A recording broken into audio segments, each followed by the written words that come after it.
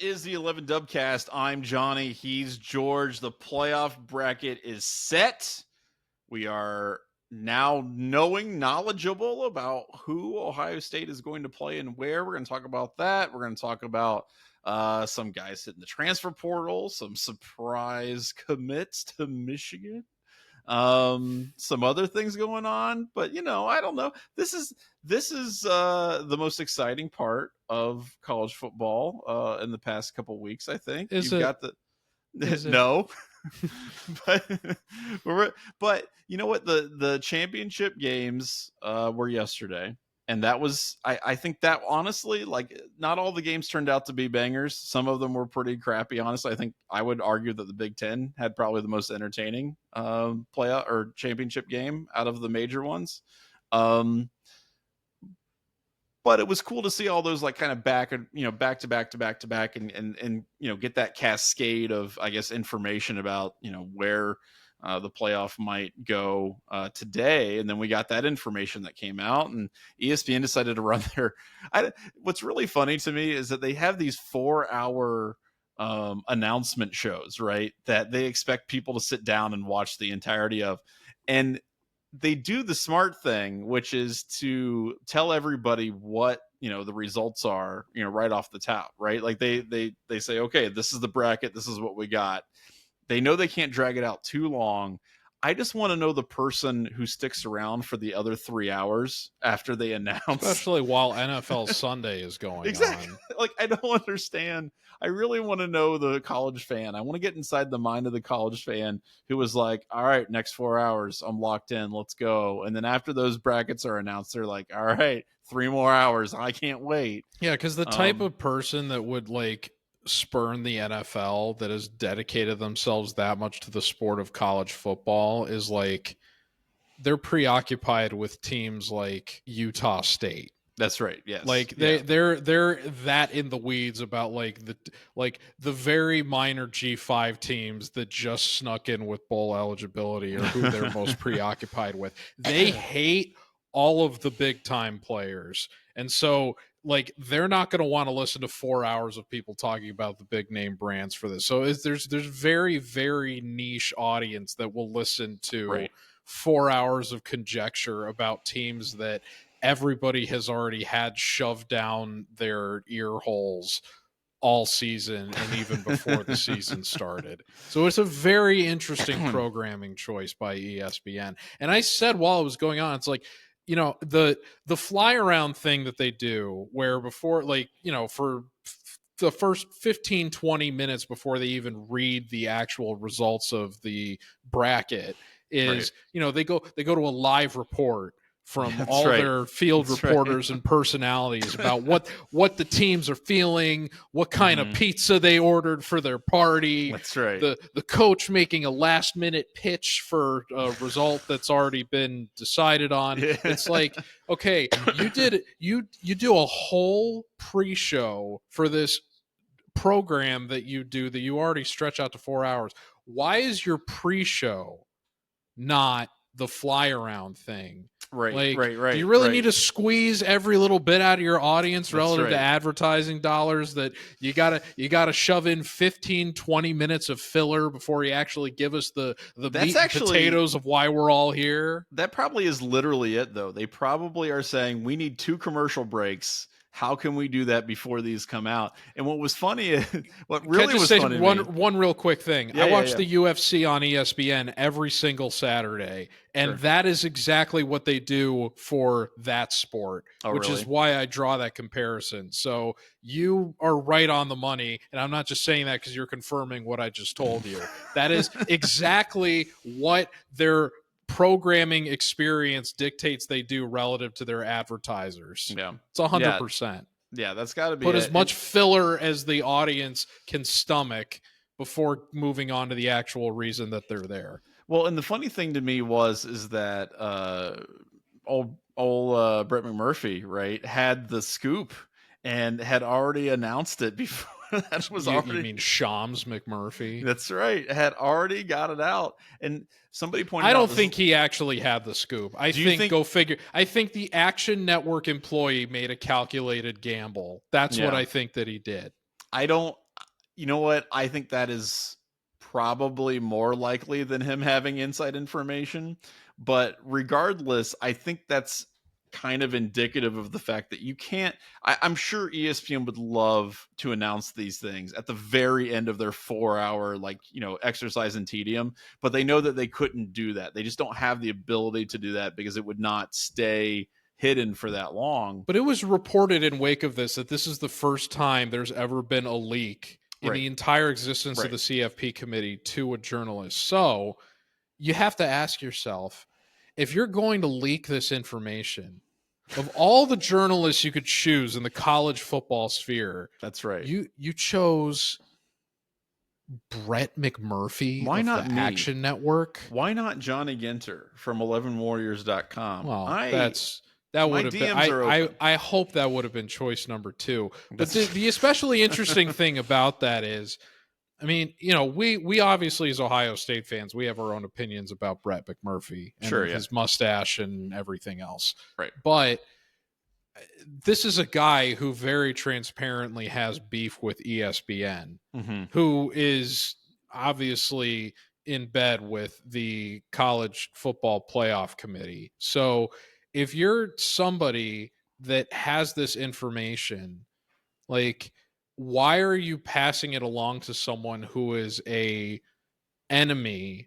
That's right. Of the unknown hater that you're right. So if it really was a leak, it would have had to been somebody on the inside that is themselves not necessarily pleased with ESPN for some reason. The call is coming from inside the house, I guess is what we're saying. So I hope that But was I the don't case. think that's what actually happened. I don't think the guy that works for a sports gambling company made a calculated bet that SMU was going to get in over Bama. Right. And then they got taken out of the books before I saw that, FanDuel and DraftKings said you can't bet them to win the CFP anymore relative to Alabama. Right. And that was before the announcement even came in. Yeah, and I doubt Brett McMurphy was on the horn with them saying you got to pull them from the books. I don't think that was happening. So I agree. It was most likely a calculated thing, but who knows? Maybe he's got the inside sauce.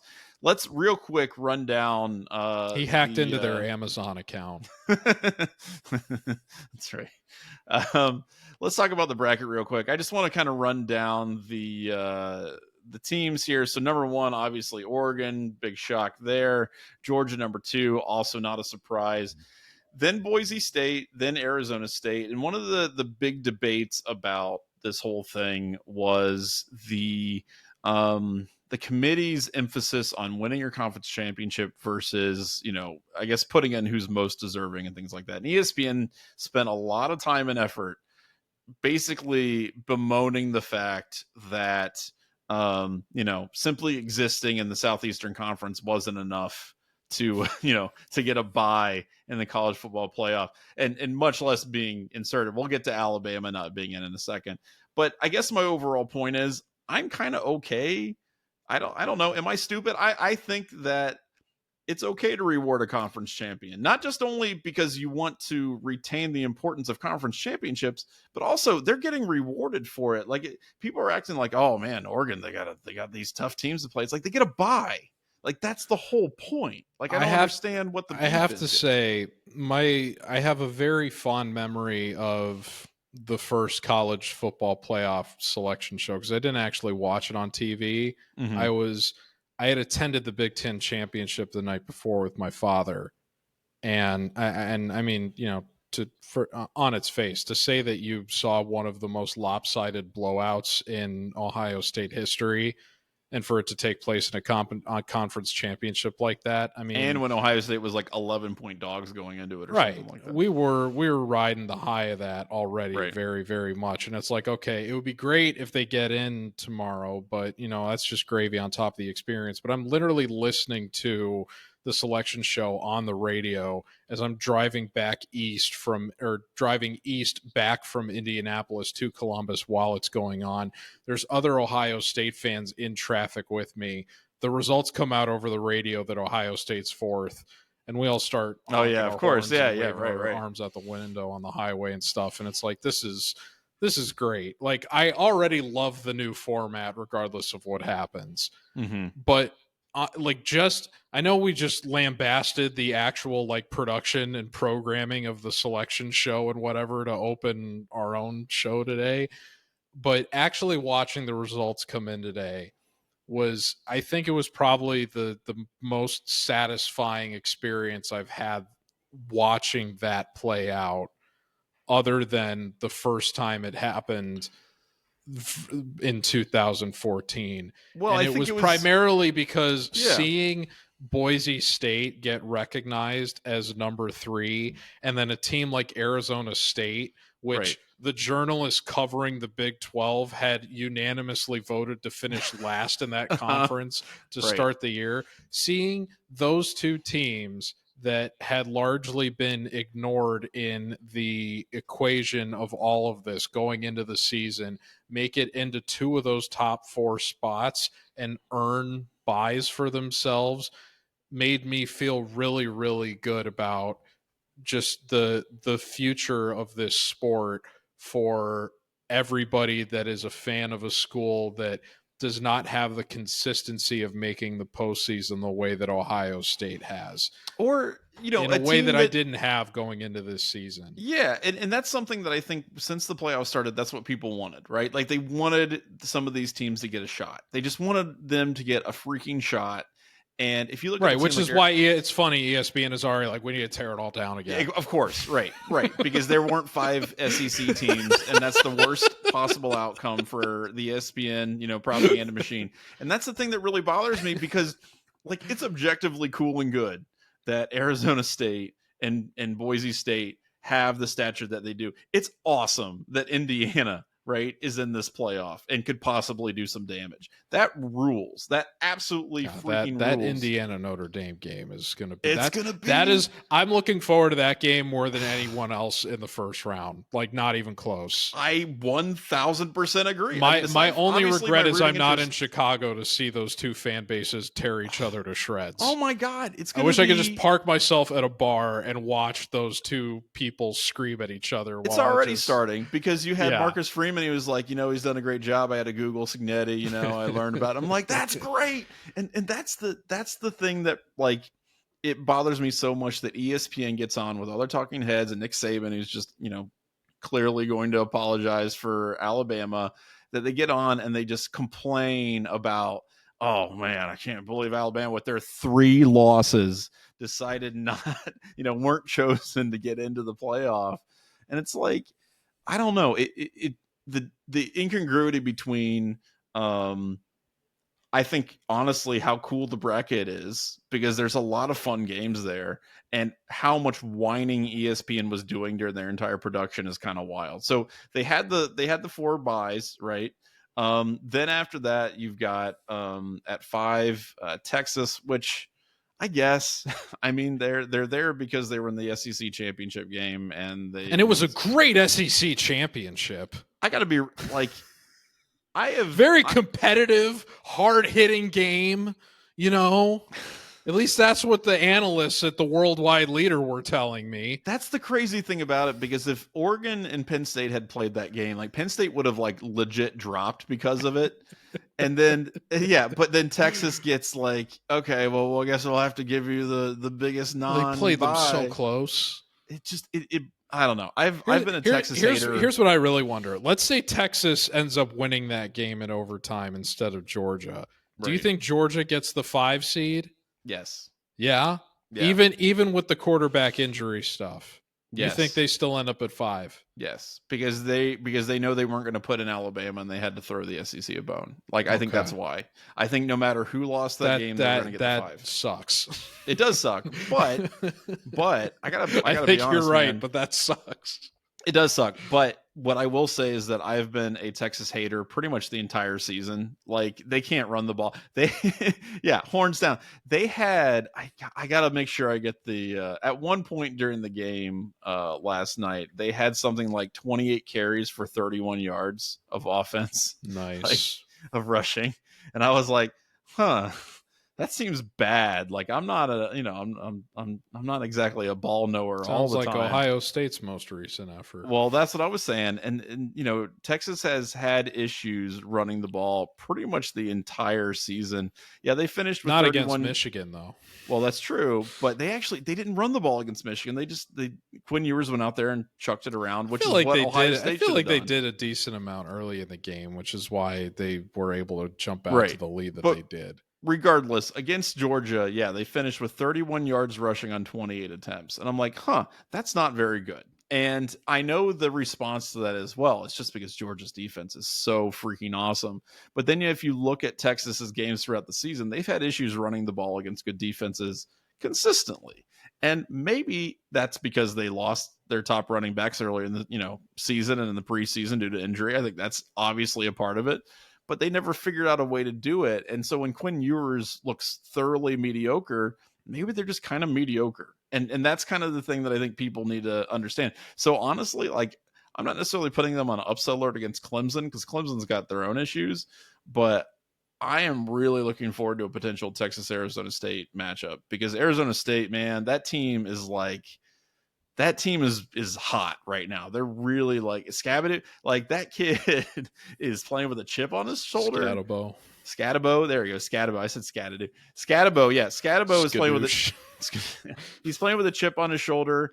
Dillingham has got them believing. I like that's and again, that's why it's so cool that you have that conference champion that got hot, that won their conference, and then now gets the chance to play this marquee team in the quarterfinals. So I like that. I've been championing Arizona State since they were like 3-point underdogs to Texas State the third week of the season. Like the crazy thing is relative to Scatabo is he had like a freshman year where people are like, this guy is going to be a name to watch for his college career. Right. And then he just like totally fell out of the purview. And granted, I mean, Arizona State, their disaster season last year was a big reason why they got written off by so many people to start this year. Sure. But I mean, it was still a player that was like, okay, most people that are like that good and heralded when they're freshmen don't just like not at least stay around that level the longer they stay in school. Like most players end up developing. And it was hard for me to look at Arizona State having a player like that and being like, they're not granted, I didn't anticipate them being one of the top 4 teams in the college football playoff, but I did think that they were getting disrespected, particularly now being in a Big 12 that had a whole new assortment of teams and had 2 of its perennial powerhouses now vacating the conference to go play in the SEC. It was a wide open field and it really could have gone to anybody. And that's exactly what ended up happening. If Clemson does upset Texas in the first round, I would think that Arizona State has a good shot to move on to the next round and potentially meet either Ohio State or Oregon or maybe Tennessee. But, if we're wishfully thinking, it'll be Ohio State, Arizona State, a rematch of what Rose Bowl was that? 90 it was the Joe Germain Rose Bowl. 90. Right? It's like, I think it was in 97, but it was the 96 season, I think. All right. Yeah. There you go. Which was a sick game, by the way. I watched that live. It was awesome. Let's go to the next one here. Indiana Notre Dame. We talked about that. Again, that is a game that is facilitated by the current format. And that rules. It rules that Indiana is somehow in this. It rules that they are going to play Notre Dame in state. That's hilarious.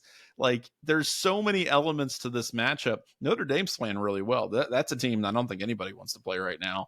Marcus Freeman's got them playing really well. And then you've got a chance for a guy like Signetti to pull some crazy rabbit out of his hat and do something. Now, I think Indiana's going to be, justifiably huge underdogs in that game. But you never know, man. And like, that's why I'm excited about this format. And that's why I don't want anything that's going to lead, the 5th or 6th best SEC team to get a spot into this thing just because they're a name or because we have some stupid debate about strength of schedule. Like I want to see more games like this and less games like, I don't know, LSU versus like FSU. Like I don't care about that.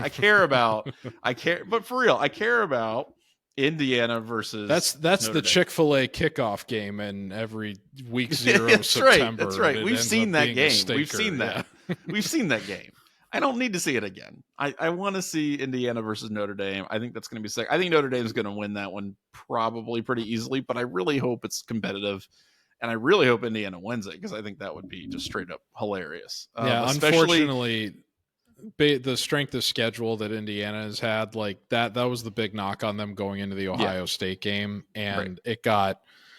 I mean, the result of the Ohio State game reflected the fact that they haven't really played anybody, and it was funny because in terms of evaluating them for their playoff resume, people were saying, well, now that they've played Ohio State, their strength of schedule went from like in the hundreds to like 50th in the country or whatever. So it's not as bad anymore. And then the one team that they played after Ohio State was Purdue. Yeah. Who they did destroy. But who Notre Dame coincidentally beat by almost the same score by like a 60-point margin of victory. Correct. So they still ain't really played anybody other than Ohio State. They didn't perform well against Ohio State. And a big reason that Ohio State was able to beat Indiana is because they made Curtis Rourke very uncomfortable. Right. You would think Notre Dame's going to be able to do a lot of the same stuff. And because of that, the prognosis for Indiana in that game can't be very good. No. However, I will still enjoy the optics of watching both of those fan bases tear each other apart in the lead up. And that's what college football is all about. That's right. The next one, and we'll talk a little about Tennessee, Ohio State here after Ask Us Anything. But I also am a big fan of SMU versus Penn State. And of course that was that's a controversial one because, oh my gosh, SMU over Alabama. It's like, first of all, there's no controversy to me. I think SMU absolutely should have been in over Alabama. And people talk about like, oh, but look who Alabama's beaten. I'm like, I don't know. I'm not convinced the SEC is any good. So if that's the case, if all things being equal, then it's pretty obvious that SMU should be in over them. My favorite part of the selection show, other than the actual announcement of the teams themselves, was when the show opened and Booger McFarland, in just a moment of absent-minded brilliance relative to what his relative to what they probably briefed the people on the show of their talking points going into this, just made a comment to the effect of, are they going to pick a brand, inferring that it was Alabama, or are they going to pick a team more firmly based on and then half merit, the panel jumped down his throat, including Herbie. And then Kirk immediately opened by calling that jab at Alabama low-hanging fruit. Oh my God. The high and mighty Kirk Herbstreit. That's right. The arbiter of fairness in college football. How dare a man who goes by Booger knock down the great name of the Alabama Crimson Tide. Yeah, Kirk Herbstreit, who would never, ever, he can't possibly be ever accused of being a homer for Ohio State by his employer or anybody else. He must be the arbiter of fairness and truth. Has to do the job that Heather Dinich wasn't available to do today for the rest of the network and carry water for Alabama. And then immediately after Kirk gets done talking, Booger, instead of standing by his original comment, goes, well, maybe it was a little bit of low-hanging fruit, and, I guess it was kind of an unfair. You just know there was some producer in their ear telling them, like, you better watch your mouth and you better correct what you just did, because we all know why we're here. And when that happened, and it ain't for SMU. I was praying that somebody on that panel, like Joey or somebody, would have been like, look, I don't care if this makes Mickey mad. I'm just going to say it. Like, maybe Alabama isn't that good. Maybe SMU is better than Alabama, and that's why they're in the playoff. Joey was preoccupied with convincing people that they should have benched Curtis Rourke. That's right. He was the playoff. That's right. He was correct. He was correct. Let the record show he made a good point in hindsight. That's right, which is the funniest part about it. So anyway, that game, I mean, I think Penn State's, I don't know, man. Freaking James Franklin, what's the stat? Big Game James showed up for the Big Ten championship. He's 1-18 against top 5 teams. Is that what the stat is? Like, I think Penn State's definitely got a better team than SMU. I have zero faith, none, that James Franklin can win one of these games. Even at home. Even at home? Even in a whiteout. They're going to do a freaking whiteout for it, which they should. I mean, that's a great idea, but like, I don't get it. I watched him, I watched Penn State last year where they lost to both Ohio State and Michigan in the exact same way by doing stupid 4th down attempts in their own half of the field when they didn't need to do it, when they had timeouts, when they could have just punted and gotten the ball back and just basically killed their own chances. He did, he was like, I'm going to go for 2, right? Like, there's no reason to go for 2 at that point in the game against Oregon, but he decided to just do it for the hell of it and make his team, like, make it harder for his team to win the game. Like, he just does stuff like this. And I don't know that in a close game, I can trust him to pull that off. And so, again, talent-wise, they should be able to beat SMU. I think they have the talent to do it. They're at home in one of the most intimidating environments in college football, but I don't know. I couldn't SMU, I mean, in their most recent game, they should have had a late win, and they somehow had enough breakdowns to let that win elude them and allow Clemson to sneak back into the playoffs. So I think it's more of a case of something's got to give. I will say, if you subscribe to the theory of like, coaches getting in their own head about certain teams, which has been a big talking point about Ryan Day relative to Michigan the last week since the game played out. I think that a lot has been made of that relative to James Franklin and ranked Big Ten teams. I don't necessarily know if they've had as many opportunities to play ranked out of conference opponents in recent seasons, so I can't speak to that. But I do think that given the amount of times that he's come up short against Ohio State and against Michigan, and maybe Michigan State to a certain extent, if you would kind of put them in that same category at certain points when they've been, ranked and competitive and, a contender for the Big Ten championship. I'm not sure what his record specifically against the Spartans is in recent seasons, but that at least Ohio State and Michigan, those are 2 teams that have kind of had the hex on him. You would think that there is presumably less pressure for him here in a big game against a team that he has less history of failing to overcome than there would be in those cases that I just alluded to. So I think that them playing at home without the pressure of feeling like they need to overcome the recent history against this team, because there isn't really any, is going to allow them to play more relaxed and probably lends itself to them at least getting the job done in the first round of the playoff. And I could see that. And look, if they get past SMU, they get to play Boise State, which is another team that they should have an advantage over. And then really, I mean, you got Georgia, like a team that constantly shoots itself in its foot, who may not even have its starting quarterback, right? Like, not that, I mean, Carson Beck was playing. Well, I expect Big Game James to be back for at least That's Georgia. Right. Yeah, he'll show up for the Georgia game. Kirby Smart's not going to allow himself to get outcoached by Frames Janklin. Let's be serious here. Well, and the funny part about this is people were talking about like, oh, Penn State, they've got the easiest path, and I'm like, yeah, but they're coached by James Franklin, so like, doesn't it even out? Isn't it? Like, I get it, but like, this is a guy. I think they have the easiest first round game. I don't know about the easiest path, because I do think Georgia's a tricky team. They're not the world beaters that they've been in some of these recent seasons, but they keep finding ways to win, and it's difficult to beat teams like that, regardless of whether they're playing Texas or Georgia Tech.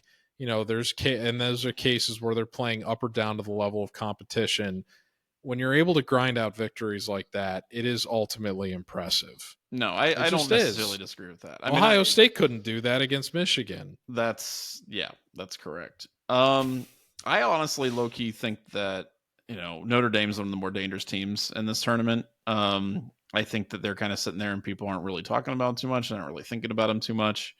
But if they, I assume they'll get past Indiana. I think they're a difficult matchup for Georgia because the things that they're good at, like especially defensively, Georgia really isn't built to overcome in a lot of ways. I mean, this is like Notre Dame's going to want to turn every single game into a rock fight. Like that's what they're comfortable doing, and they might be able to like beat Georgia at that. So if that's what ends up happening, I don't know. We'll see what happens, going forward. There's obviously a lot of time before these games are played, but I don't know. I just think the bottom part of that bracket is probably the more engaging one.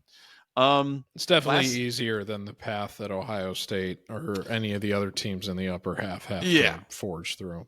Yeah, I would agree with that. Ohio State, we'll talk about that in a second, but Ohio State's going to have to pay their dues if they want to get to the national championship, as they should, because don't lose to freaking Michigan, and you don't have to worry about that crap. You would get a more favorable draw. So I don't, and I will say, I actually went, on a lot of Bama sites and on like their subreddit and stuff. They were pretty much saying the same stuff. To their credit, a lot of their fans, I think, were pretty understanding of the fact that like, hey, maybe we don't lose to Vanderbilt, which I think to them is probably the ultimate sin of this past season, and they get into the playoff. As it is, I think didn't they get announced that they're playing against Michigan in their bowl game, which I believe so, yes. They're going to destroy Michigan. They will beat them by like 28 points. It's going to rule, and I am extremely excited to see that happen.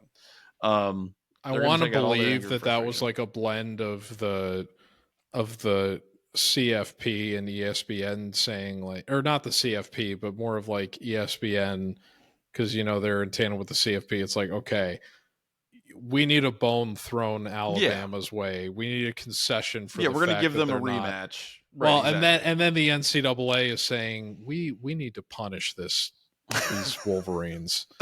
How can we meet in the middle on this? Right. And that's how this game came about. No, they're going to vacate the past 3 seasons. It'll be fine. Anyway, we'll talk about Tennessee a little bit in a second, and some other Ohio State stuff. But before we do that, I want to remind you that the Dubcast is sponsored by the dry goods store at 11warriors.com, drygoods.11warriors.com. Shirts, hats, stickers, all kinds of stuff. Get our fantastic winter hat. I really like a winter hat. I've been wearing mine for, probably 10 years now. It's still in really good shape. Very comfy, very, very warm. I think I have to say I also enjoy winter hats. Yeah. Well, there you go. You got your yeah, okay. Yes. I'm sure all the Browns fans love this winter hat too. That's the thing. I'm just saying, as a ostensible Bengals fan, there's no reason to get upset about anything. And so we get the Bengals get the cool Simpsons game, so that should be fun to watch. But yeah, the Browns got skunked by the Steelers today, which fine. I was hoping somebody during Ask Us Anything this week would ask you about how excited you are for the Simpsons cast.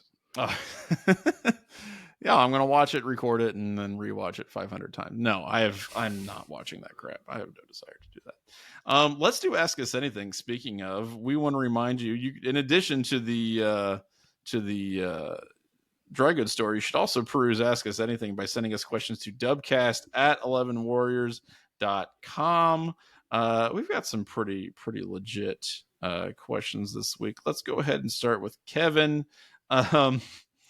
Guys, if you do 500 more episodes, do you think that in that time there will be a worse loss in football than the Ohio State loss to that team up north this season? That's a great question. It is a really great question. I hope not. I honestly don't know if there would be. I can't envision one.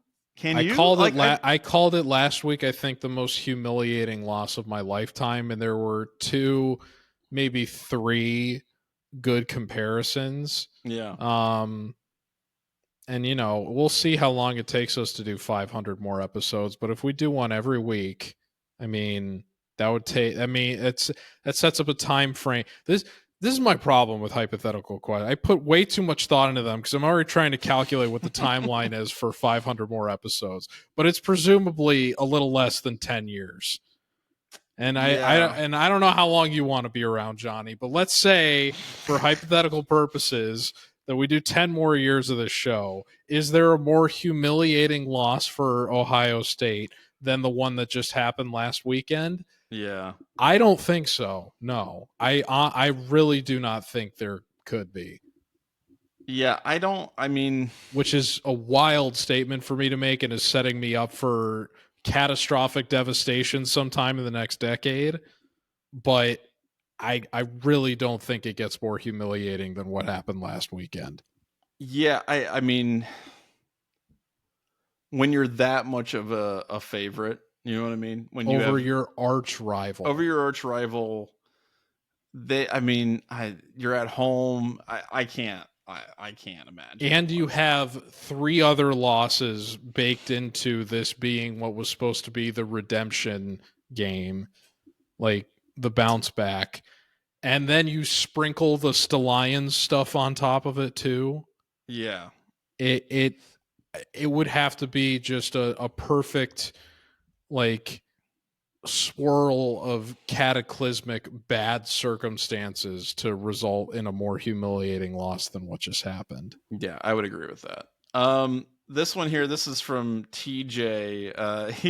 TJ had a very long email where he kind of talks about his reflections. I think getting some stuff off his chest about the game we just talked about. I appreciate it. I can't go through the whole thing, but I do want to tell you, TJ, I really appreciate the email. Very insightful. The general gist is that, like, he's talking about how Ohio State's identity is really tied into beating Michigan. And if you don't have that, I think, what he would say is that, who are we even? Yeah, exactly. Well, who have yeah, we seriously been though, the last 3 years? it sends you into a bit of an identity crisis. And I don't know. I think his point is that Ryan Day, like, it's not the question isn't whether he's a really good coach or not. The question is, can he retain the Ohio State identity that we kind of all base our fandom on? And I think that's an interesting point. The question that he does have, he says he listens a lot to 11 Warriors and Buckeye Huddle. Two of the two outlets, who is the snarkier, more sarcastic group on the beat. That's interesting. He says we all might have be a better and question for Real Pod Wednesdays. Yeah, I will say though, Tony Gerdeman has been doing his thing for a long time now, and I've always appreciated his writing and his kind of perspective. He's a funny dude. I know he does his own like Michigan like Monday thing, which is really good. Like, I don't, I feel no competition with that whatsoever. Like, he's really good at his job. I think you can read both. I like that guy's writing a lot, so I would put him up there. I know I've been accused of being very snarky myself. I don't really particularly love that descriptor for my writing, but I think that's probably a decent descriptor. So yeah, I would put Gerdeman up there pretty high. Gerd's he's a good dude. Yeah, I can't comment on the specifics of other beats, but I would say if you're going to lump people like Johnny and I into the general coverage of right this sport, I'd say 11 Warriors does occupy an interesting space in the sense that I feel like a lot of other outlets, like, just because they're not as big, like, really have to retain a more professional I can see angle that. Yeah. of covering in order to like kind of build themselves up, whereas 11 Warriors has established itself enough as like a like there have been big stories that the site is broken, but we've talked about before how they're like what's really helped establish it in this later stage of its existence now is more of just being a secondary source, a confirmation, like, pillar of credibility for whatever other news comes out. Right. In terms of, we don't have to be the first people to report something, but we're usually, people will look to 11 Warriors to confirm a big story about Ohio State if they hear. Like, a good example was the Seth McLaughlin thing that happened a handful of weeks ago now, where there was this big rumor that came out, and even though there was a certain outlet whose namesake is ice cream that was gladly throwing the rumors at the wall, trying to be the first one to say they were on the story, there was no actual confirmation from anybody yet that what had happened was really the reality of what was going Right. on. Finally, the Dispatch published a report confirming it, even though all the journalists in the sphere were aware of this rumor as it was going on. There was no statement or anything from anybody affiliated with the university that actually got Yeah. the And confirmation. you don't want to play games with like injuries and stuff like that. You know what I Right. mean? Like you want to have the responsible approach to that. But you could see people that were like waiting for 11 Warriors to like publish the news in terms of like that was to confirm like, it. Once this site is telling me this is the reality of the situation is when I will actually believe it.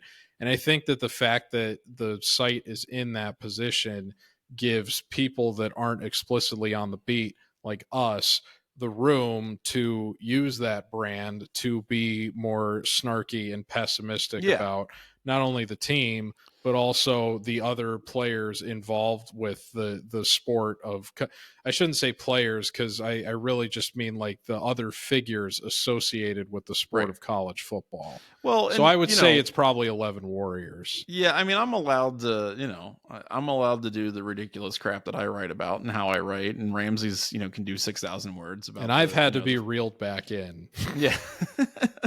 That's fine, but prove myself. But we do have that leeway because of how we approach everything else. So I agree with that. This is from Kevin, more of a comment than a question. I'd like to ask those who say things like we need Michigan to win for the sake of the rivalry to think about how they feel right now before they utter such nonsense in the future. Personally, I prefer we grind them into the dirt to the point they shut down their football program. I would, it's hard for me to disagree with that at this point in time. So I use terminology like glassing them from the face of the earth, but the truth is who are we going to be, perennially angry at if there is no Michigan? It's just not going to be the same without them. So I want them to be as bad as possible without totally disappearing from reality entirely. I don't want Ohio State to ever lose to Michigan. I just want Michigan to be good enough to make beating them something that's significant. Yeah. And the thing is like, do you know who Ohio State's played more than any other team in their history? It's not Michigan. Not sure. It's well, I figured it wasn't going to be Michigan. It's the Fighting Illini of the University of Illinois, and that is shocking because they have hardly played them at all within the last and still 2 decades. They are still because that was actually before Michigan really ramped up, and there was like kind of a bit of a lull in the Michigan rivalry. They are the team that Ohio State's played more than any other team in college football. We have a rivalry trophy with the University of Illinois. And I am the only person on the planet, well, me and JT Barrett, who care about that freaking trophy. Well, it's funny now that you mentioned that they've played them more than anyone else in the history of the school. The turtle almost seems more appropriate to me because, turtles will live to be like 100. That was why they selected it in the first place, and then they killed it through mistreatment. But that's kind of my point. Illinois. The reason why people don't get hyped about Illinois is because Illinois has been bad, and that's exactly the point with Michigan. You don't want them to be so bad that the games loses all meaning, right? If Ohio State goes on like a 30-game winning streak against Michigan, will I be sad about that? No. But will it lessen the rivalry if they lose every game every year? Yeah, it will. And I think that's kind of where I'm at. This is another one that's less of a question and more of a comment. This is from Rich, who wants everyone fired except for Brian Hartline. Hire a 49-year-old coach, born, raised, former Buckeye, and then he goes on. It's Mike Vrabel he's referring to. I gotta be honest, man. Like, I understand the why do you want here. Knowles fired after that Michigan game? Jim Knowles, he's done incredibly well at Ohio State. I don't understand. Like, I know he's probably getting some residual hatred just because everybody's pissed, but like, he's done incredibly well. And especially so after the Oregon game. That game would have been so much more catastrophic if the defense hadn't constantly bailed out Ohio State, or the offense rather. Like I don't understand why Noel. I was a little bit more understanding after the Oregon game because it's like, okay, this is a game where they didn't have any sacks and they didn't force any turnovers, and they're, even if it is Oregon, who has since gone on to be the number one overall team in the country at the end of the year, you would have hoped that the defense would have stepped up a little bit more than Sure, yeah. what ended up happening, that Ohio State could have scored 31 points and won that game. But at the same time, I mean, we've talked about it ad nauseum at this point. If a couple plays go differently in that last minute, then it's possible Ohio State ends up winning. Although I can't say I would have trusted Mr. Fielding to make that field goal attempt had he actually been in a position to take the kick at the end of that game, given I don't how events have unfolded since. Yeah. So this is from Peebs once more. So yeah, Peebs. Peebs want to say that he didn't actually quit his job or live in his mom's basement, but he does feel like he's in the Twilight Zone. I'm glad to hear that, Peebs. What resources would you recommend old and new Buckeyes to learn about the history of this team? Documentaries/books. There's a book, I think it's called The 10-Year War, between Woody and Bo, and it's about, obviously, between Woody and Bo. That's a really good starting point. I think it's pretty well written and enjoyable. Honestly, like, there's tons that you can piece together just from statistics and things online. I mean, there's the HBO documentary about the rivalry that came out in 2006. That's what I was going to say. Like, that's an excellent I watch source. The first 5 minutes of that documentary every year before the game because it gets me so excited. Yeah, it's awesome. Year. I would say that's probably, I think those are pretty good starting points, to be honest. And it's funny because, all this history that Ohio State has, it's not related to Michigan, but that's how we filter, ourselves, right? Like, that is the lens through which we view ourselves, is that rivalry. I still think it's important that people should learn about, guys like Chick Harley, right? Like, this dude who just comes out of nowhere and takes this, nothing team and makes them one of the powerhouses of the conference and actually lets them win something and beat Michigan for the first time and all that kind of stuff. I think it's important to learn about those kind of guys. Wes Fessler, the people who were around in the 20s, 30s, 40s that kind of set the stage for a lot of this. But really, if you want to know about Ohio State as a fandom, as a cultural institution in Ohio, I mean, I think you start with, Woody and Bo, and you start with the 10-Year War and, Ohio State and Michigan. I think that's really where you kind of, where you get that. So, and, just to be a company man for company's sake, our site, even though he's technically researcher, data analyst, the guy that's really our site historian at 11 Warriors is Matt Guttrich. And so if you were to go in the search bar for 11 Warriors and just type in Matt Guttrich, he's got tons of articles, tons of really great stuff. He's written a wealth of historical Ohio State football articles and columns that are absolutely well worth checking out. And, Ramsey Nasrallah has done quite a few of his own pieces in that regard himself, too, that call back to some more niche moments in Ohio State history and perhaps how them playing out differently would have resulted in splinterings of the timeline and different circumstances and stuff. So there's, not to say you can get you don't need to go anywhere else. You can get all your Ohio State football content from 11 Warriors, but there is plenty of what you are looking for already at the site if you are looking for that. But yeah, I would say beyond 11 Warriors, Johnny's absolutely right. 10-Year War is probably the most famous book that's been written about Ohio State, period. Yeah. And the HBO documentary is probably my favorite piece of media that's ever been produced about Ohio State. I would also say Jack Park, longtime Ohio State historian, is a really good guy to learn from and to read. He's written several books and tons of articles and whatnot. He's the legend. I would be remiss if I didn't mention him. This is from Eric. Congrats on such a great milestone of 500 episodes. Love the podcast. And it was nice of George to get you a gift. But what was the laugh that you did?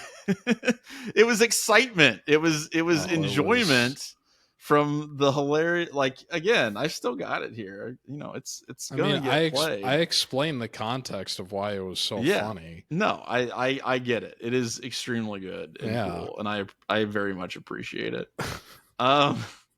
So we got another one here from Ken. Hold on. You know what it really was? It was me overcome with the joy of the season, the joy of the season of giving. That's what it was. That's right. It was a jolly laugh. There you go. No, I appreciate it. I like that you were as tickled pink about it as I was. So this is okay. So this is from Ken, and he wanted to clarify the double timeout thing. So here's what he said. He said what happened was Ryan noticed that Ohio State had 12 men on the field after a timeout, which is ridiculous. Ryan noticed the problem and trying to fix it by using a timeout, which was not allowed. But he was not penalized for trying to use timeout. He was just not allowed to remedy the problem, which still resulted in a penalty. And I think so. He said he's confused about the 10-second runoff. I think it's because they got the penalty because Ryan Day couldn't do anything about it, right? Like it still resulted in the penalty, and then because of the time that was left, they had to do the runoff regardless. I think that's what it was. But yeah, I don't know. It's okay. My understanding was that he had tried to, pull a Chris Webber, and that was what happened. That it was more of a technical foul thing. But I mean, it's still stupid that you had 12 men on the field coming out of a timeout. It is still a coaching blunder. It's just a different flavor of coaching blunder than the one that I actually. It's still pretty stupid. It's inexcusable in that situation. Yeah, I agree. Do something like that. This is from Mike, who says, kindly advise if Chip Kelly commented on who called running into the teeth of that team up north was a good idea. Was it Day calling those plays? I have to imagine it was Day. I don't. The reading that we got from it after the game was that it was Chip Kelly's game plan and that Ryan Day let Chip call it. But like, I don't understand that. Because I understand that that's like what people have been saying. That's the gist that we've gotten from, the information we have. But I don't understand that because what was Ryan Day doing in the entire week prior to the Michigan game? Did you not like knock on Chip Kelly's door and be like, hey man, are we going to run it directly at Mason Graham? Maybe don't do that. Like, I don't like what, I don't get that. So to me, I don't know. I don't know if that was Day calling the plays or not, but it makes more sense if it was, frankly. I feel pretty comfortable that it was Day overruling what Chip would have wanted. Because here's the thing. I talked about this a little bit last week. I don't think Day really had... It's hard for me to imagine. I think that Day... again, it's kind of speculating because we don't have really concrete evidence of it. But... it's hard for me to look at how brilliantly Ohio State executed during that 2-minute drill and think that wasn't just them doing stuff that Chip Kelly had drilled them on and prepared them for the rest of the season. That was them just kind of reflexively executing a high pace, pass heavy offensive game plan. Whereas for the rest of the game, they were trying to fit a square peg into a round hole in terms of proving a point that they're, going to be able to run the ball in the trenches and that it's important for the sake of winning the game that you're able to do that. I mean, Go ahead. Sorry. No, you go ahead because I'm trying to find something to further establish this point. Just to make kind of a short point on that, I don't think that they were a lot of people said they were trying to do the running thing because they wanted to prove that they were tougher than Michigan or something like that. I think it was done out of a misplaced belief that if they were successful running the ball, if they could do that, it would open everything else up, right? So that if they did that, then Michigan's toast because they can't stop the run, then they can't stop any other throws because they're gonna have to bring everybody up, and then that's it, game over, right? So instead of like saying, okay, we're just gonna beat you one-on-one with Jeremiah Smith, we're going to put you into a box. We're going to force you to commit to the running game. And then that's going to let us just throw over top all game. And I think that was the idea that they had. Now that's a stupid idea because Mason Graham's not going to get beat by, Tegra Shabola. That's not happening. He's going to win that every time. And it didn't work. but I think that was the idea. I think there was a plan behind it. I just think it was a dumb plan. I think it was a bad idea. Okay, I try not I do try not to do this super often when there's like explicitly like controversial stuff involved, when it's really just more like playful banter stuff. I do think that some people appreciate when we kind of pull back the curtain, so to speak, and we let people in terms Sure, of like yeah. what we've been talking about in Slack and maybe stuff that people on the beat have been telling us in the immediate wake of the game. I had been commenting throughout the game, like, I don't know who's responsible for the play calling, but whoever it is better just get out of their own way, because this is ridiculous. And some people agreed with that. Some people thought that it was, more chip. There was it continues to be, based on this question we're answering right now, a point of inquiry in terms of who do we direct our ire at relative to what the game planning is. Dan said this while he was at Ryan Day's presser to us. This presser is absolutely giving credence to the Day let Michigan turn the game into a rock fight when he should have just aired it out narrative. Right. He just keeps going back to, we had to run the ball better, and he admitted on my question the one drive that they had success on was because they threw it almost every play. Yeah. So that's our deputy editor telling us directly that based on what he was getting from Day and literally direct response to the questions that he was asking in the immediate aftermath of the loss, it seems like where there's smoke, there's fire relative to Day kind of sticking his fingers too much into the pie in terms of trying to kind of tamper with what was going on in the offensive game planning. That is why I primarily put the blame on him as opposed to Chip Kelly, especially because so much of the season, the big thing was about Day delegating authority and just being a high-level decision maker and letting his staff kind of run the show in an autopilot sort of sense.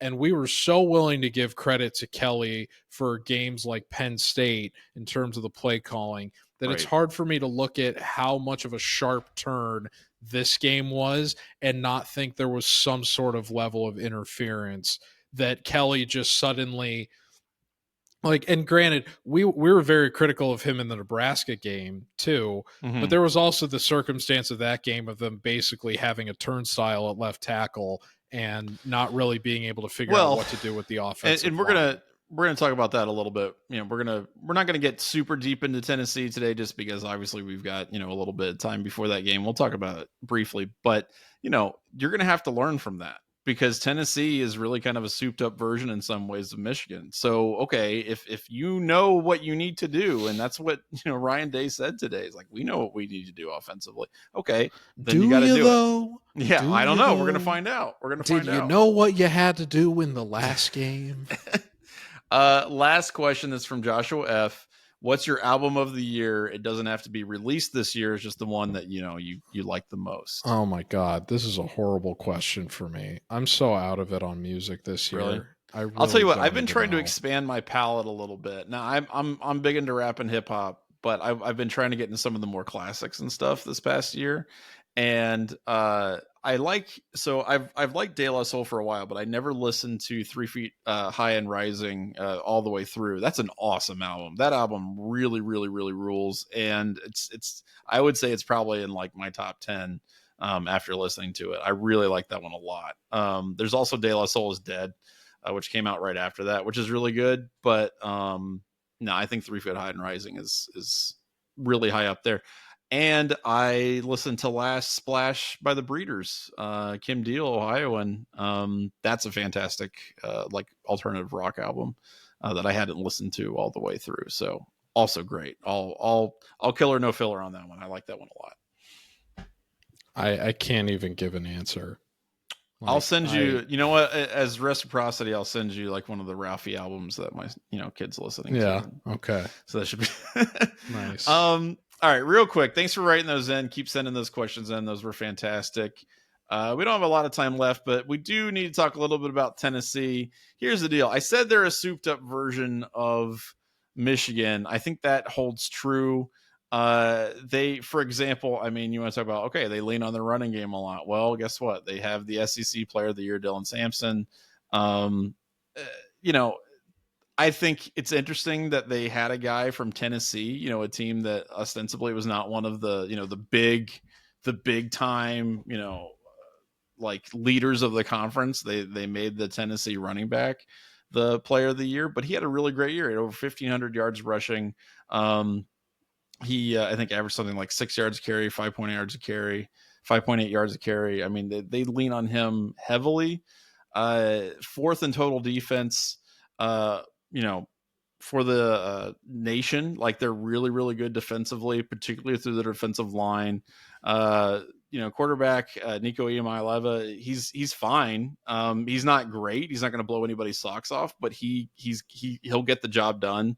I think the last 3 games he's got like 9 touchdown passes, something like that. I think he's got 4 in the last 2, each of the last 2. So he's legit.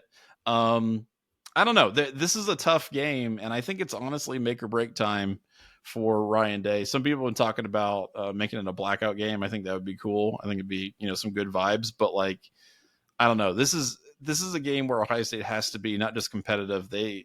I don't know. I'm not really at the point where I think that Ryan Day has to win this game to save his job or anything like that. But I could be convinced of it. And I think it kind of depends on what they look like. You know, and how that game plays out, because that's a game they can win, but they have to learn the lessons from the games that they have lost to this point. Yeah, which and if they don't do that, be seen. Yeah, I mean, we don't know what that's going to look like. I think as long as it isn't a totally catastrophic blunder, yeah, that Ryan Day's probably back next year. If they totally flame out, if it's like a Oklahoma Alabama situation where they can't even break double digits, like the offense is just totally imploded on itself, and Tennessee wins something like 24-6, yeah, Ryan Day's toast. If you see something like about like the freaking Missouri game, right, last year, then I don't think you can come back from that. I think you have to have your team locked in.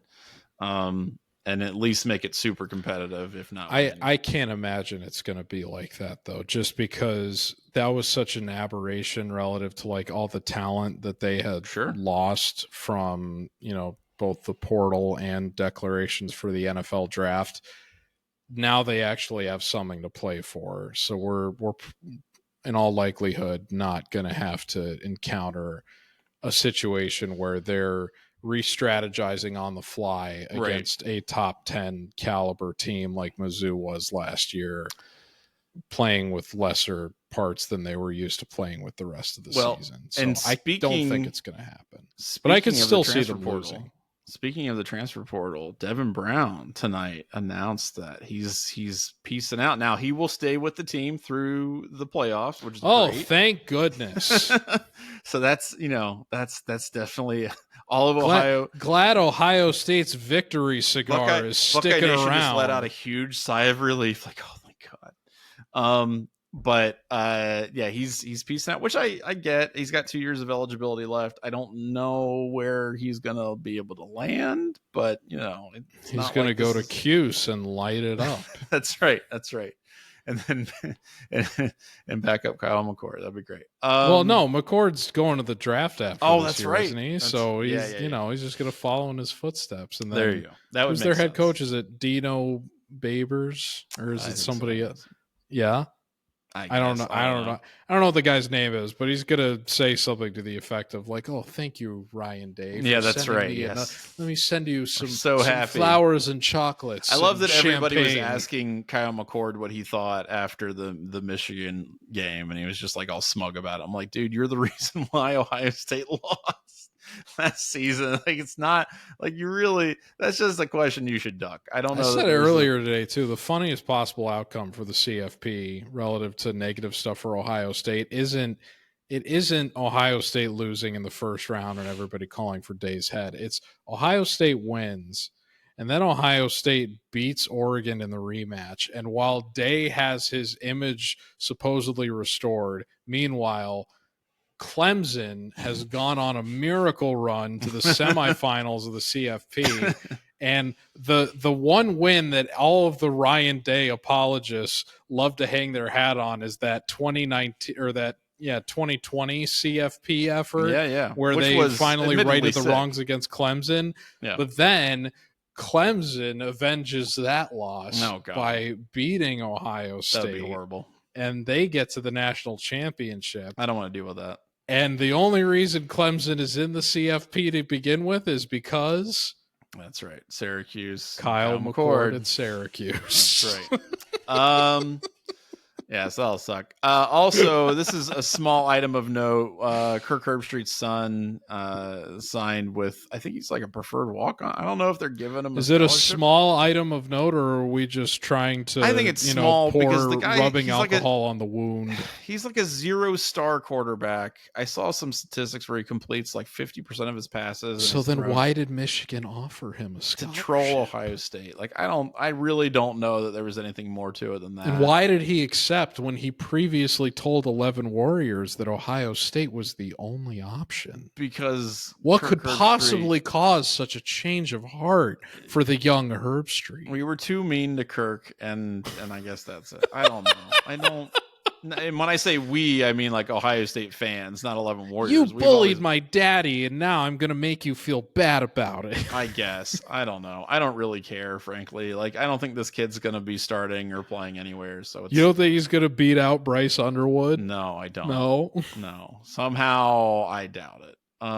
Hey, look, Michigan's a great college. You know, you're getting a good education, I guess. I mean, I feel like if you're, I guess. Wow. Well, I don't know. I've never been. I have not attended. Careful, there's been a lot of Michigan fans listening to this channel. That's true. You're that's really right. going to yes, draw right. their ire with dissecting that comment. Every second of everything that we say.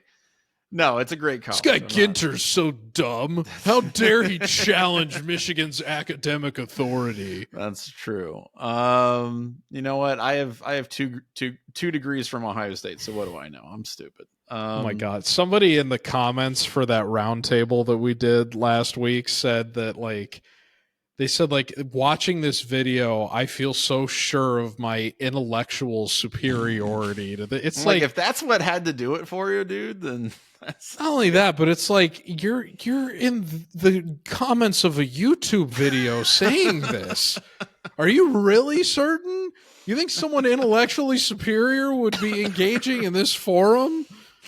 Are you quite sure of that? They didn't let me into the Algonquin roundtable, so I had to go to YouTube comments, and and that's where I feel intellectually superior in my life. Yeah, I don't. Michigan's a great college. I'm not hating on that. I'm just saying, I don't know that any of the people making those value judgments are actually attending. Half of their fans didn't even go to Michigan. Yeah. Well, that's fine. It's fine. It's all good.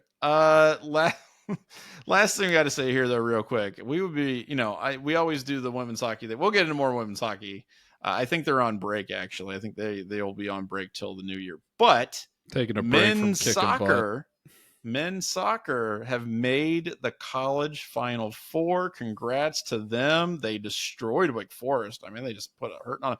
There was that second, I watched the highlights of it. I didn't watch the actual game, but I watched the highlights. The second goal they scored was unbelievable. Just some really, really great, beautiful soccer. And I'm excited. Interesting Final Four. I think it's like Denver and some other teams I've, didn't realize had soccer programs. So that should be cool. I'm glad Ohio State's in it to win it. And gosh, I don't know. They won it. Well, the narrative is it is a very unconventional Final Four because soccer, much like baseball, it's these sports that the are warm weather teams right. that can practice. You would think that the Southern teams are typically the more dominant sides, but that is not the case this year. No. So hopefully, with the traditional powers not really having much of a presence in the final of this year's. This is a good opportunity for Ohio State to take home the title. That's right. Well, I mean, if another non-revenue Ohio State sport wins a national title, I might be persuaded into buying more merchandise to support them. I got the women's hockey buy shirt. some goalie mitts. Ooh, that'd be sick. And Get wear some them on goalie the gloves. Dubcast. Yeah, I might do that. No, you know what you gotta buy? You gotta buy one of those like padded helmets that some of the goalies wear. Yeah, I know what you're talking Like that about. Peter Cech dude that used to play right. for Chelsea 10 years ago. Yes, that's what right. you need. Yeah, that'd be good. I'll do that. I'll do an entire Dubcast wearing one of those, like an embroidered. That would be hilarious. That'd be a great bit. Yeah, there you go. If my wife is listening to this, that's what I want for Christmas. There you go. Just embroider one of those.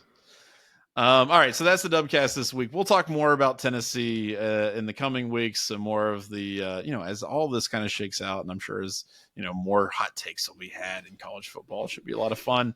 But we'll be back next time. Until then, I'm Johnny. I'm George, and we'll see you next week. Take care, folks.